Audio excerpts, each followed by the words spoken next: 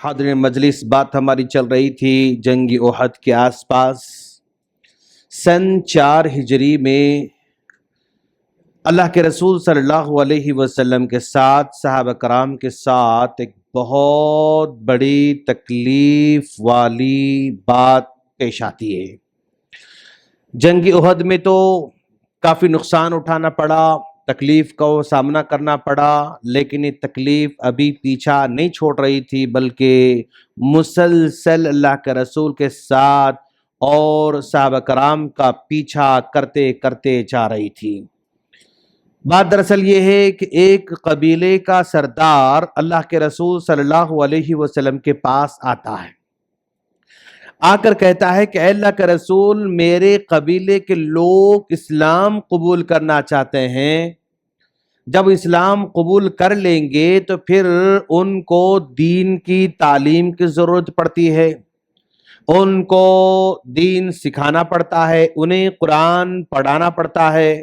ہمارا قبیلہ بہت بڑا ہے، لہذا جب اسلام قبول کریں گے تو ان کو تعلیم، تربیت، دین سکھانا پڑتا ہے، لہذا آپ اپنے پاس سے جو مشہور، فیمس، اچھے قاری، عالم، فقیہ جو صحابہ کرام ہیں، ان کو ایز اے ٹیچر، بحیثیت استاد ہمارے پاس بھیجیے۔ اللہ کے رسول نے دیکھا کہ بھئی بات تو معقول نظر آ رہی ہے، قبیلہ بہت بڑا ہے، اگر وہ اسلام قبول کر لے گا تو جو ہے ایک بہت بڑی طاقت ہو جائے گی ہمیں، چلو ہم کچھ لوگوں کو یہاں بھیجیں گے تاکہ وہ جا کر ان کو اسلام قبول کرنے کے بعد قرآن پڑھا سکیں، دین پڑھا سکیں، نماز کا آداب پڑھا سکیں، طریقہ سکھا سکیں۔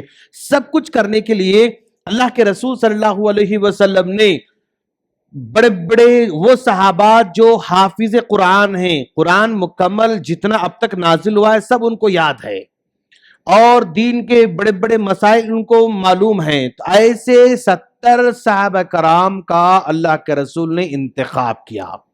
70 صحابہ کرام، 70 معلمین، 70 ٹیچرز۔ مطلب ظاہر بات ہے قوم میں ٹیچر بہت کم ہوتے ہیں، معلمین بہت کم ہوتے ہیں، گنے چنے ہی معلم ہوتے ہیں، اور وہ بھی اس دور کے سب سے ٹاپ لیول کے ٹیچرز تھے۔ اللہ کا رسول نے ان کا انتخاب کیا اور اس قبیلے کے تعلیم اور تربیت کے لیے ایک صحابی کو اس قافلے کا سردار بنا کر، بڑا بنا کر بھیج دیا۔ اب یہ مدینے سے قافلہ نکل کر آگے بڑھتے بڑھتے بڑھتے بڑھتے بڑھتے جا رہا ہے، اور وہ جس قبیلے کے پاس جانا تھا اس قبیلے کے پاس پہنچنے سے پہلے ایک جگہ، مطلب ایک بئر معونہ جگہ کا نام ہے، اور اس جگہ پر باوڑی تھی، کنواں تھا، جہاں پر جتنے بھی قافلے گزرتے تھے وہاں رکتے تھے، پانی پیتے تھے، آرام کرتے تھے اور ریسٹ لیتے تھے، اس کے بعد پھر آگے بڑھتے تھے۔ جیسا کہ آج بھی ہم لانگ جو ہے ٹور پہ جاتے ہیں تو بیچ میں ڈھابا آتا ہے جہاں پر کھانے کا سہولت ہوتی ہے، نماز کی سہولت ہوتی ہے، پینے کی سہولت ہوتی ہے، آرام کی سہولت ہوتی ہے، وہاں پر ہم کیا کرتے ہیں، تھوڑا رک جاتے ہیں اور اپنی پوری ریسٹ لے کر، آرام لے کر، کھا پی کر پھر ہم آگے بڑھتے ہیں۔ تو وہاں پر بئر معونہ کے پاس بھی وہاں کا لوگ پانی پینے کے لیے، آرام کرنے کے لیے وہاں پر قیام کرتے تھے۔ تو یہ صحابہ کرام بھی اس مقام پر قیام کرتے ہیں، اس مقام پر قیام کرتے ہیں۔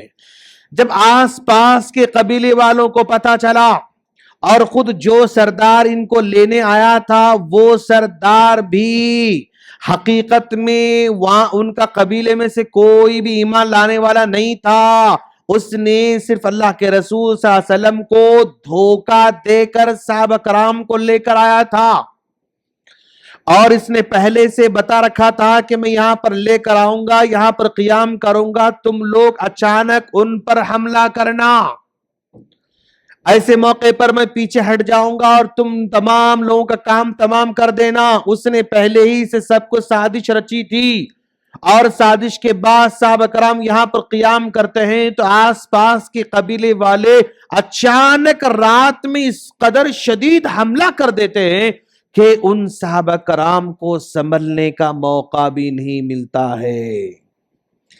اور وہ صحابہ کوئی جنگجو صحابہ تو نہیں تھے، کوئی ملٹری ٹائپ کے صحابہ تو نہیں تھے، بھئی قرآن پڑھنے والے پڑھانے والے ٹیچرز لائن کے صحابہ کرام تھے، نرم مزاج تھے، انہوں نے ان کا مقابلہ صحابہ کرام نہیں کر پائے، اور وہ بغیر ہتھیار کے ہیں اور یہ ہتھیار لے کر آئے ہیں، اور وہ سادہ مزاج یہاں کر قیام کرے ہوئے، اور یہ لوگ باقاعدہ ان کو مقابلہ کرنے کے نکلے ہوئے. تو اس طرح صحابہ کرام 70 صحابہ کرام میں سے 69 صحابہ کرام کو ان لوگوں نے شہید کر کے چھوڑا. 69 صحابہ کرام کو، ڈائمنڈ جیسے صحابہ، جو امت کے قرآن پڑھانے والے، دین سمجھانے والے، فقہ سمجھانے والے، مسائل سمجھانے والے، رہنمائی کرنے والے، دعوت دینے والے، ایسے 70 صحابہ میں سے 69 صحابہ کرام کو ان لوگوں نے شہید کر دیا. اور ایک صحابی شدید زخمی ہوئے تھے، انہوں نے اس صحابی کو بھی ختم ہوا بول کر وہ نکل کر گئے، لیکن وہ زخمی ہوئے تھے. پھر وہ اٹھ کر اللہ کے رسول صلی اللہ علیہ وسلم واپس چلے جاتے ہیں، اور واپس جا کر یہ سارے کے سارے حالات اللہ کے رسول کو سناتے ہیں. جب اللہ کے رسول صلی اللہ علیہ وسلم نے اس واقعے کو سنا تو زندگی میں جتنا غم اس سے پہلا ہوا تھا، سب سے زیادہ غم نبی کو اس موقع پر ہوتا ہے. بھئی طائف میں نبی کو تکلیف ہوئی، لیکن انڈیویجول تکلیف تھی، بس مجھے انہوں نے مارا نا، کیا کیا، بس اتنا ہی. چچا کا انتقال وہ ایک انڈیویجول ان کی تکلیف تھی، بیوی کا انتقال ایک انڈیویجول تکلیف تھی، ایک فرد کا تعلق تھا. لیکن یہاں پر پورے کے پورے 70 صحابہ جن کو معلمین کہا جاتا ہے، اور ڈیمانڈ پر اتنے خوبی والے صحابہ کرام کو نبی نے بھیجا تھا، دھوکے سے ختم کر کے چھوڑا. اللہ کے رسول صلی اللہ علیہ وسلم کو اس قدر تکلیف ہوئی، دکھ ہوا کہ 1 مہینے تک اللہ کے رسول نے فجر کی نماز میں جن لوگوں نے بھی اس قتل میں شرکت کی تھی، شہادت میں شریک ہوئے تھے، سب کے سب پر نبی نے بد دعا دی. 1 مہینہ تک لگاتار فجر کی نماز میں اللہ کا رسول نے بد دعا دی.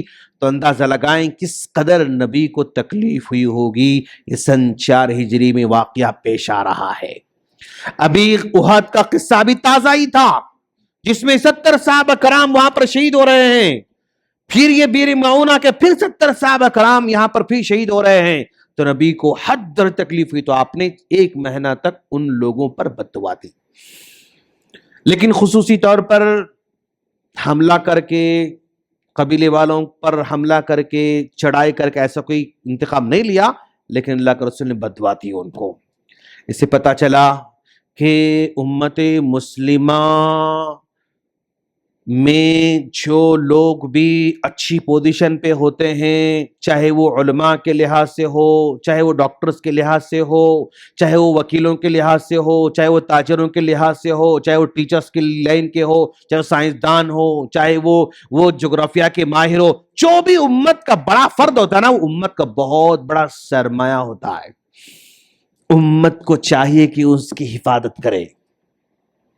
ایک امت کا بڑا تاجر ہے، امت کی ذمہ داری بنتی ہے کہ اس تاجر کی حفاظت کرنا. کیوں؟ اللہ تعالیٰ اس تاجر سے امت کا کچھ نہ کچھ بھلا کرنے والا ہے.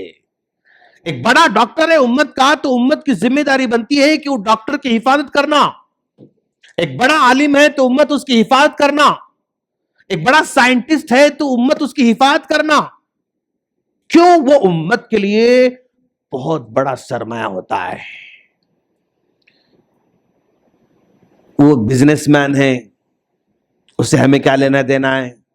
فیکٹری جل گئی، اچھا ہوا، بہت بدماش تھا، ایسا دل میں آ سکتا ہے.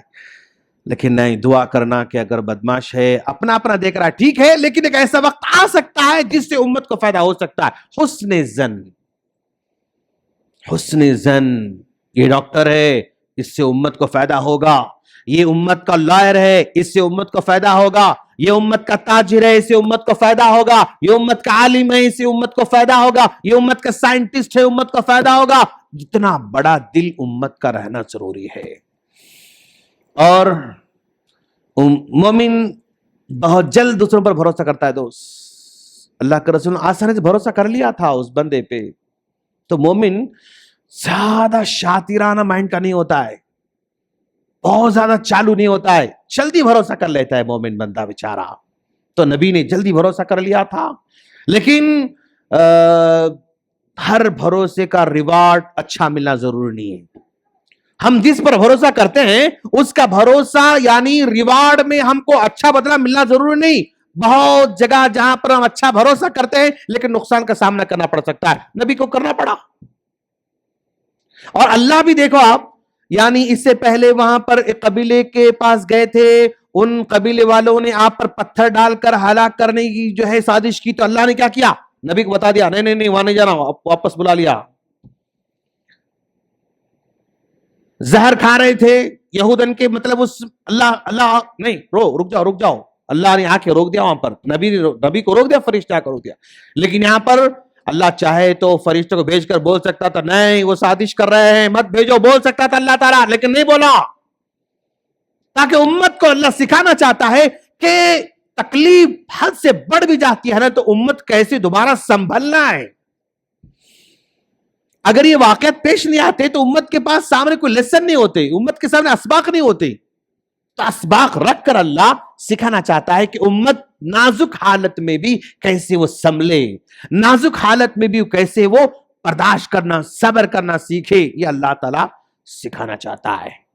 اور جتنے بھی افراد امت کے کسی بھی فیلڈ کے کسی بھی میدان کے وہ ایکسپرٹس ہیں تو وہ ہماری دعاؤں کے حقدار ہیں. اللہ ان کی حفاظت فرما. امت کا بہت بڑا سرمایہ ہے وہ. آج بھلے اس سے فائدہ ہو نہ ہو, آج بھلے ڈائریکٹ امت کو اس سے فائدہ ہو نہ ہو, لیکن امت کا سرمایہ ہو. اس کے حق میں ہمیں دعا کرنا چاہیے تاکہ وہ تاجر ہو, وکیل ہو, ڈاکٹر ہو, پائلٹ ہو, بزنس مین ہو, کوئی بھی ہو, سائنٹسٹ ہو, کچھ بھی ہو, لیکن اللہ اس کی حفاظت کرنا تاکہ امت کا اس سے بھلا ہو. اب نہیں ہوتا ہوگا, ہو سکتا مرنے سے پہلے وصیت کر جائے, ممکن ہے بھائی. زندگی بھر کچھ نہیں کیا بیچارہ, خالی جمع کرتا رہا. ہو سکتا ہے مرنے سے پہلے اللہ اس کے دل میں ڈال دے کہ بھئی اتنا مال وصیت کر دے فلاں مسجد تقی الدین کے واسطے, ہو سکتا ہے. فلاں مدرسے کے نام پہ یہ کر دے, ہو سکتا ہے, کچھ بھی ہو سکتا ہے. لیکن اگر صلاحیت والا ہے تو اس کے حق میں امت دعا کرنا چاہیے کہ اللہ اس کی حفاظت فرمائے اور اس کے لیے اور اس کو امت کے لیے مفید بنائے. اس بات کی ہمیں دعا کرنا. اللہ سے دعا ہے اللہ ہم تمام کو پیارے نبی صلی اللہ علیہ وسلم کی سیرت کو جان کر سمجھ کر عبرت حاصل کرنے کی توفیق عطا فرمائے. آمین. السلام علیکم ورحمۃ اللہ وبرکاتہ.